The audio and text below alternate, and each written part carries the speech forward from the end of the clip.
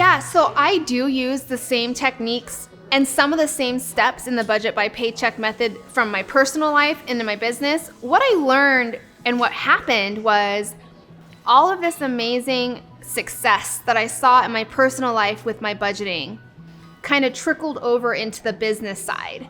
I knew as a business owner, I did not want to rely on debt for my business. And I never wanted to burden, say, James, my son, with business debt, God forbid if something were to ever happen to me.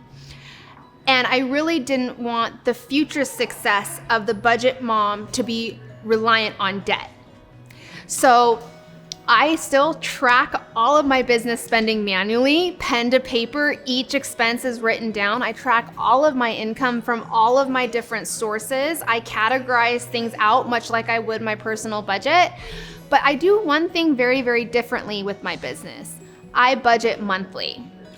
So paycheck budgeting in my personal life is where I've seen the most success. But that's really hard to incorporate in a business structure, because you're not getting paychecks with your business, say you would like your personal life. And things are structured so much more easily on a monthly format. So I do things monthly there. I do use one electronic program on my business budgeting, which I use QuickBooks. And the only reason I use that is because my accountant kept getting mad at me for bringing in my paper workbooks and my handwritten notes. He's like, gosh, Miko, there's gotta be a better way for this. And so I do QuickBooks. It's simply me just entering my transactions, and the program categorizes my spending. And that way it's easier for my accountant. But those are just some of the differences. But very much, it is very, very similar to what I do in my personal life. If you have a small business, number one priority is you should always keep your personal and your business finances separate. Separate business checking, separate savings, and your goals should be separate. Your goals for your business and what you have in mind there should be 100% different than your personal goals.